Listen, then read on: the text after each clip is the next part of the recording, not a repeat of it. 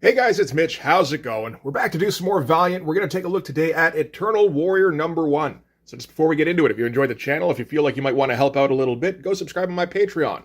Links are in the description, gives you early access to everything I do. Helps out the channel, helps to buy new comics. So by now, we probably all know what the deal is with Valiant Comics. Jim Shooter was the editor-in-chief at Marvel Comics, got ousted, and tried to buy Marvel Comics, and came pretty close, but didn't quite manage it. So instead decided to build his own company, Voyager Communications, with some other investors. Bought up some old properties, Dr. Solar, Magnus Robot Fighter, and Turok, and figured he'd try to make a comic book universe that was more in line with his viewpoint on where the market was and how you should go about building a comic book universe. And there were a lot of cool ideas in there. Solar Man of the Atom, who, he's a scientist, works at a nuclear reactor, who ends up with the power of a god. It's a lot more complicated than that, but that's kind of the gist of it. There's Exo Manowar, who's a barbarian who gets abducted by aliens and steals a high-tech suit of armor. There's a lot of neat ideas like that with Valiant, and one of those is Eternal Warrior. So this is the story of Gilad and his brother Aram, and this is one where the title is basically the concept, where he's a warrior who doesn't die. This is technically part of the Unity crossover. Originally, I did want to cover the entire Unity crossover, and then decided, maybe we'll just do the beginning and see how that goes. Having now read Unity #0, which this was the first time I'd ever done that, I know that's going to be basically an impossibility. You have to read like all of Solar leading up to this, I think, which is like 12 issues plus #0. You can't forget #0 because it's kind of fundamental to the whole thing. And the only way to read #0 is by reading all those issues. It doesn't seem to be collected any other way.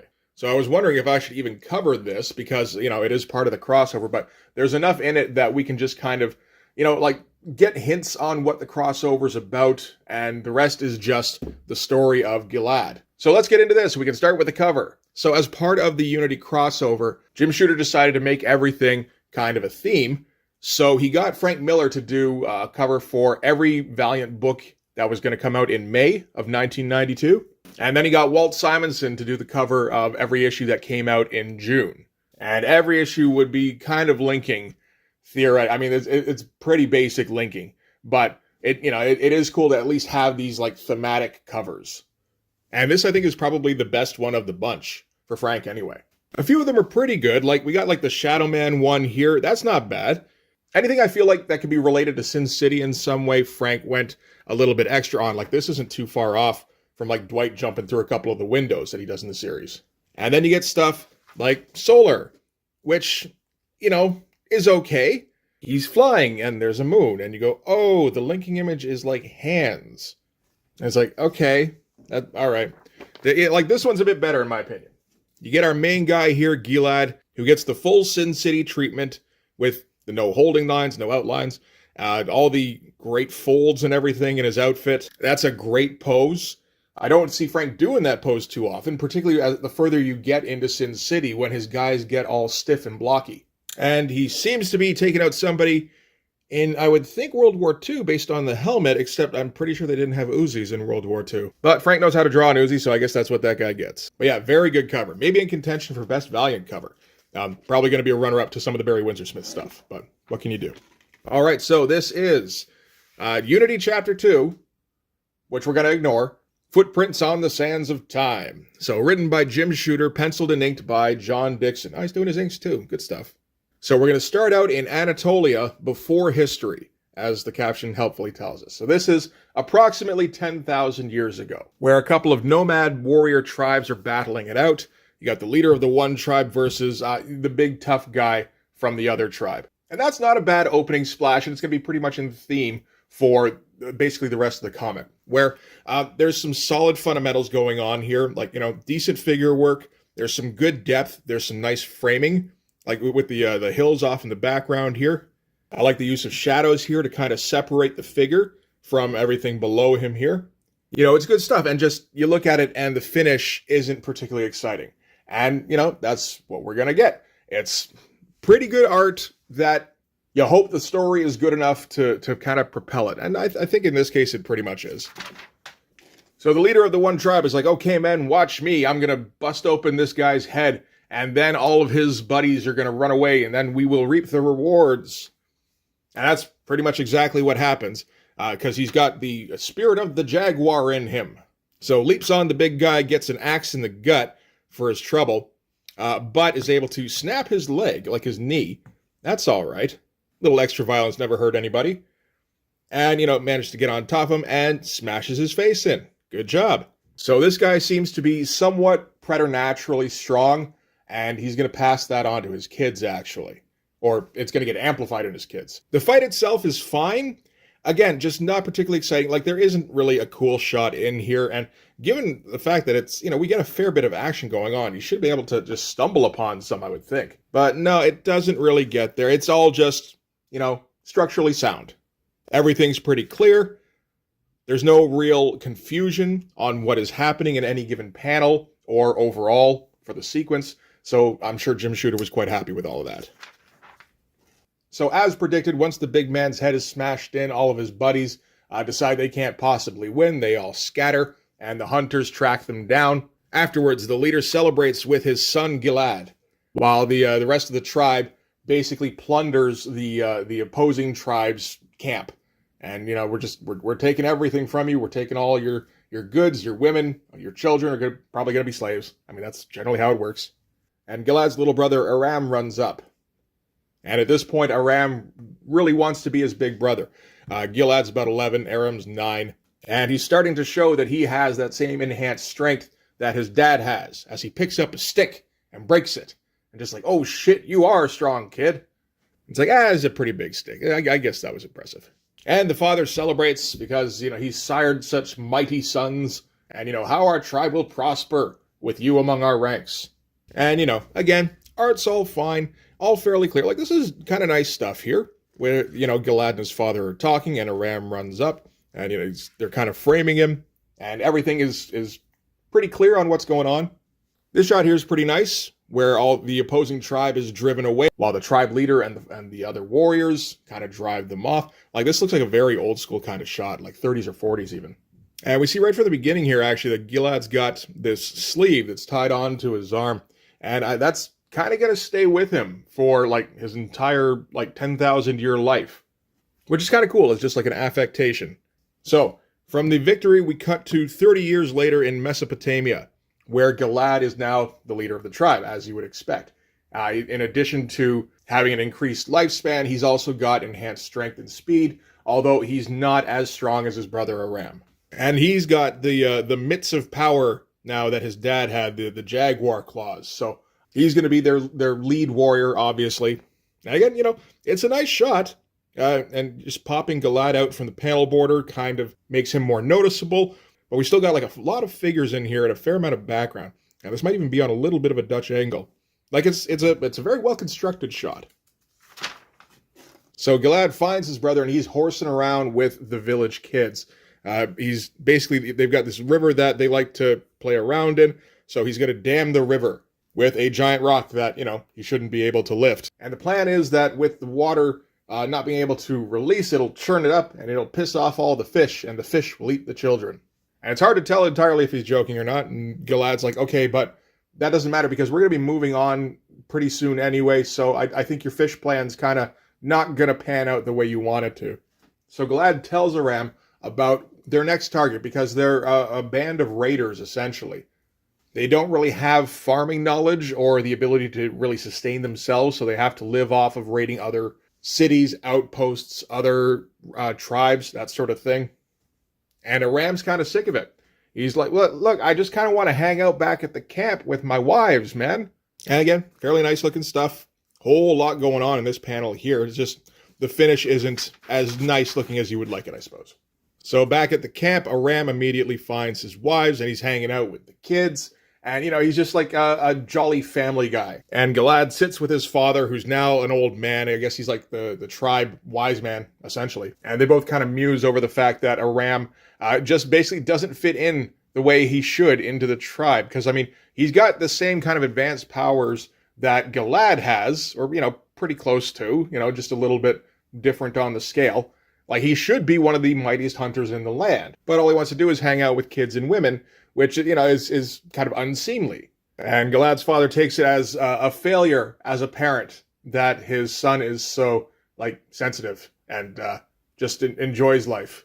And he's like, you better raise this one better. And he's talking about Galad's son, Kalam, who he recognizes will also have some kind of enhanced abilities. And yeah, just kind of casually throwing out these shots with like just a whole bunch in them. Being able to put in a lot of figures, a lot of depth, and the figures have just kind of a relaxed feeling to them. There's no stiffness. Not really. I mean, in the fight scene earlier, it was a little bit more so. But when it's just, people in day-to-day activities, it's much more loose and just naturalistic. So in the middle of the night, Galad is woken up by a stranger to the camp who seems to know who he is, knows who everybody in the camp is, and knows what their plan is to raid on another tribe. And this is an early version of a geomancer, which is a type of basically just somebody who speaks to the earth. I don't believe he really has much in the way of abilities, like extra abilities, but he has knowledge that he shouldn't have. That's about it. And he's trying to warn Galad about some big crisis that's going to be coming in the future, where that could put the entire world at risk. So, 10 days later, in Mesopotamia, Galad's forces fall on, I suppose, a Mesopotamian city, which is protected by a wall that houses a ziggurat. All pretty good-looking stuff. Wouldn't be the easiest thing to draw. So yeah, they're trying to sack the town. Galad tells Aram to smash the gate, which he does fairly easily, and he gets met with a hail of arrows in response. He doesn't even actually know what arrows are. It seems that this tribe of theirs doesn't have a whole lot of actual knowledge. So the arrows fly through and they start cutting down members of Galad's tribe, and they decide to retreat for the moment. They head back to the camp. They're a little bit just kind of dismayed by the fact that they got turned back, and that's never really happened before. Man, so many people in this fucking panel. Holy shit. You can see they just kind of camped like, maybe like a mile from the city. But you can tell the depth because, it's very nicely set up. Galad gets his wounds tended to by his wife because he can still get hurt. It's just that he heals extremely fast. And, he's not getting any older. Aram is getting all sorts of arrows pulled out of his back. And he'll be fine too. Although he worries about the rest of their soldiers who do not have their abilities. And so, are absolutely going to get slaughtered by these guys if they try to push it. But then their scouts see the Mesopotamian forces coming in retaliation. And they've got like full-on helmets and shields and spears. The raiders seem to have spears of their own, but they're very crude. Just very basic, like tie a rock to a stick kind of spears. The Mesopotamians are much more advanced than they are, and they start driving them back. Galad tries to protect his wife and his son as they all close in around him. And, like I said, the art here, it's just a bit of a shame about the finish because the actual setup is pretty fucking great, actually. Like, there is so much going on in these panels. So yeah, he's trying to protect his family, but he gets swamped by the Mesopotamian forces. And while he can get through this without dying just fine, his wife and his son can't stay the same. So the Mesopotamian forces get in behind him, and he's caught up in the fighting and basically doesn't see their fate. But we're going to find out it's not a good one, to no surprise. You get the impression he's just fighting throughout the entire rest of the day. And then the next morning, the fight is finally over. Basically, everybody still on the field is dead. Everybody else has run away. It's just Galad and Aram. Aram is continually smashing in the face of this one guy who beheaded one of his wives. And Galad goes off to search for his wife to find out exactly how pissed off he should be. And yeah, pretty good looking stuff. Like just from a construction setup. This panel up here is kind of incredible, with Galad getting swamped by all the enemy forces here. And then you've got his wife and son cowering in the foreground. This one here, very nice, with Galad with arrows sticking out all over him, just standing in a sea of corpses. There's really not even that much definition in the corpses. There a lot of them are just kind of shapes, but it works fine. And I feel like the arrow here works as a compositional thing where it kind of supports him a bit. I'm not 100% for sure, but I do like how that kind of works. And the silhouette here, also very good, but not completely silhouetting the foreground. Really works nicely, kind of gives you that feeling of just, the sun going down in a place where there isn't much in the way of artificial light. So yeah, pretty good stuff. And later on in the day, Galad calls Aram to him. He's like, okay, we got to gather more men because we have to go and get revenge. And Aram's just done. He's like, you know what? I've got nothing left to even do here. Everyone in our tribe is dead, including Galad's wife and son. And this is kind of the parting of the ways for the two brothers. Galad is going to keep seeking revenge. He's going to keep following the warrior's path because, he's got the spirit of the jaguar. Meanwhile, Aram never really had the spirit of the jaguar. He just wants to get the fuck out of there and, like, maybe start a new family. But this has basically convinced him that he was right and that more war was never really the answer to anything. And all it's caused is pain and heartbreak. So he walks away from Gilad, and he's not going to see him again for quite some time. So later that evening, Gilad gets approached by the Geomancer again. Gilad is, of course, in the middle of grieving his wife and child, and the Geomancer tells him, well, yeah, your wife's in there, but the little kid corpse you're burying, that was somebody else's. Kalam was actually taken prisoner by the Mesopotamians, and he's going to be raised in the royal court. And Gilad immediately is like, I've got to bust him out of there, and then we'll roam the countryside as father and son. And Geomancer's like, yeah, that sounds like a great plan. So instead of like being raised in comfort and being educated and being able to have a full life, no, he can join his dad as some vengeance-obsessed scavenger. And he tells him, Kalam doesn't have the same kind of strength you do. He's not going to be as long-lived, but he does have some abilities, and he does have the potential to grow very wise and sire great sons himself, if you leave him alone. Which leaves Gilad with a fair bit to think about, and the Geomancer leaves him to it. Doesn't really, say do this or do that, just like, you're probably better off not doing that, but hey, not my business. All reasonably okay looking, all very functional. And this is, I think, around the time when because some of the early Valiant books looked fairly nicely colored. This one, not so much. This is, I think, when they're doing just anything they can to get colors done. The credits to this are to Paul Autio and Nob Rowe, which means Nob Rowe is just a bunch of volunteer kids, essentially, who weren't paid anything. They just got to hang out with industry professionals and help out getting the pages done. And they often didn't have much in the way of materials, I don't think, when it came to things like the color. So later, quite a bit later, as it's going to turn out, this is in Egypt. And Aram has found himself a home where he's a strong man for a pharaoh. He's got a new life. He's got a new family. He's got a whole bunch of kids now. And he's fairly content. He's been able to move on from the day that his tribe got wiped out. And one day he gets a visitor as Gilad shows up. And this is the first time they've seen each other since then. Turns out this is 600 years later. And they just have a bit of a chat. They're going to, reconnect a little bit. They're going to talk in the old language so that none of the Pharaoh's people can understand them.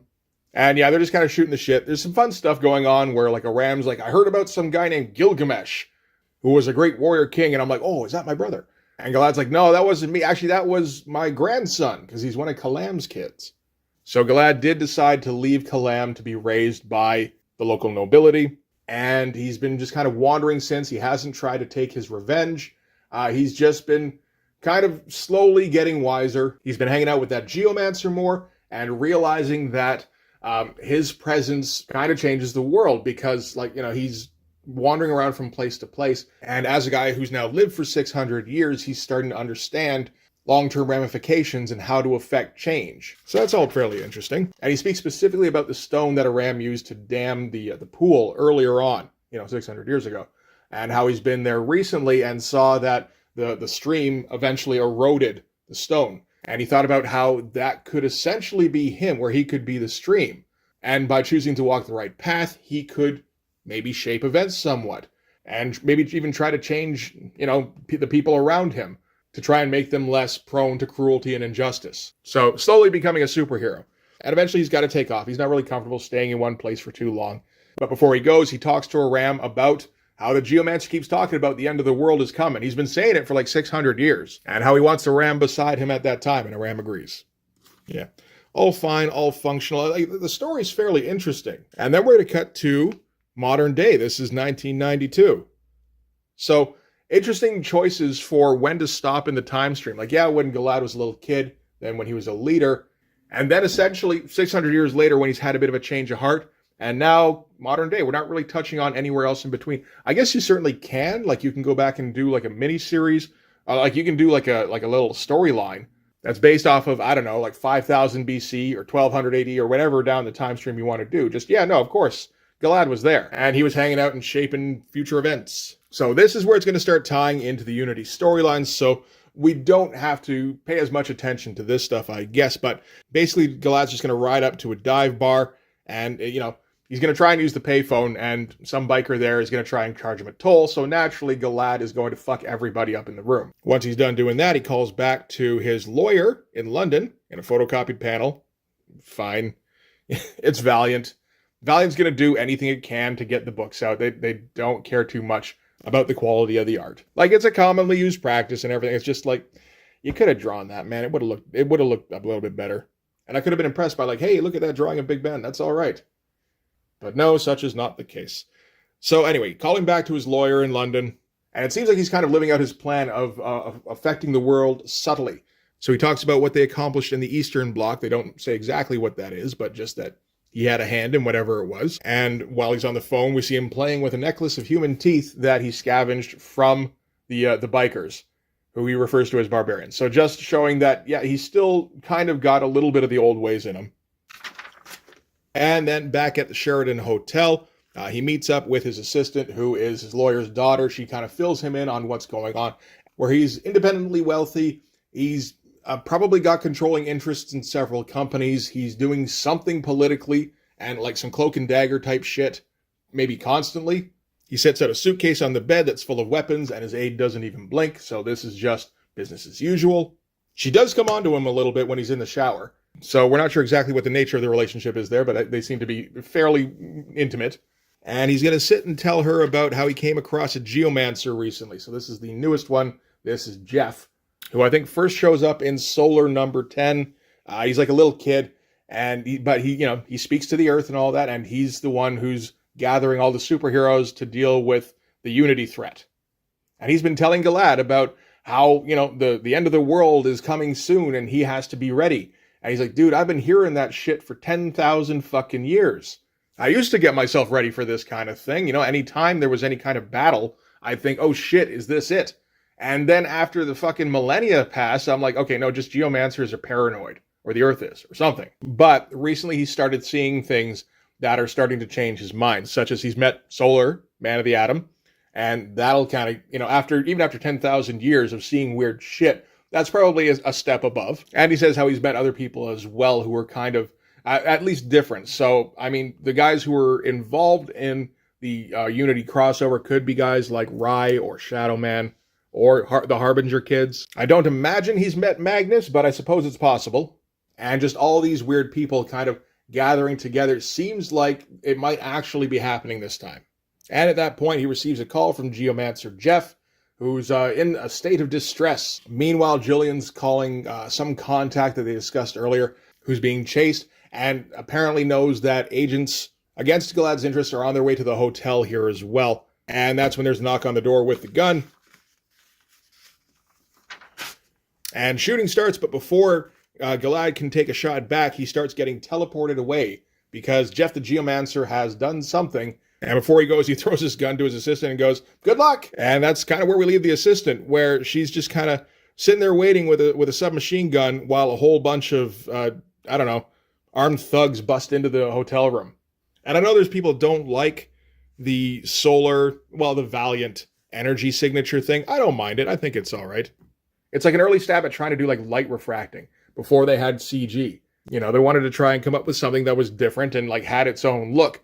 And they have been using it faithfully throughout like all of the series, I think. So yeah, I'm okay with it. So anyway, Gilad appears in a phone booth out in the middle of nowhere somewhere. Jeff the Geomancer is there, as well as Exo Manowar.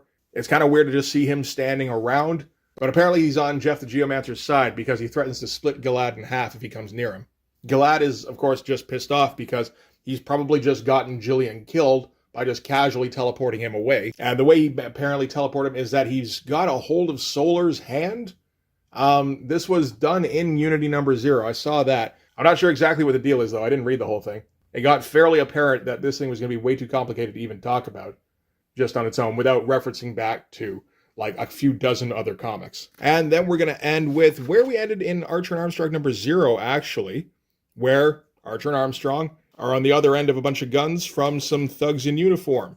And then all of a sudden Gilad appears out of nowhere, doesn't really bother with the thugs at all, because he knows him and Armstrong can't be hurt. Armstrong is, of course, Aram, his brother, and he just teleports him out of there without bothering with the thugs anymore. and straight to the Unity crossover. So anyway, yeah, that is Eternal Warrior #1. It's an interesting comic. It's almost entirely backstory. That would have worked just as well as a #0, I would think, because like there's no real forward momentum until you get to the last couple of pages. The backstory is interesting, at least. There's other ways you could do it where you're not just showing like big formative moments, and then that's the whole comic. You could do it more as just kind of in media res, and just kind of have that as flashbacks every once in a while. I'm sure we'll get a fair bit of that over the course of the comic. But I mean, if you're collecting the Unity crossover at this point, I guess like you're invested in getting issue #1 and 2, right? Because those are both part of the crossover. And then after that, you kind of see where they're going with the title, I guess, and then you make a decision on whether or not you want to keep going. But apparently the Unity crossover was hugely successful and kind of got Valiant a whole bunch of forward momentum. So yeah, it probably did work the way Jim Shooter wanted it to. I'm not sure how much more Valiant I'm going to do. To be honest, they kind of end up being largely narration, where I'm just kind of talking about like what happens in the story, which is, I don't know, I guess fine in some cases, but you know, you're usually not talking about particularly great art, unless you're talking about a Barry Windsor-Smith comic, in which you're either talking about art so good I have difficulty understanding it, or Barry Windsor-Smith being lazy, which he does do sometimes.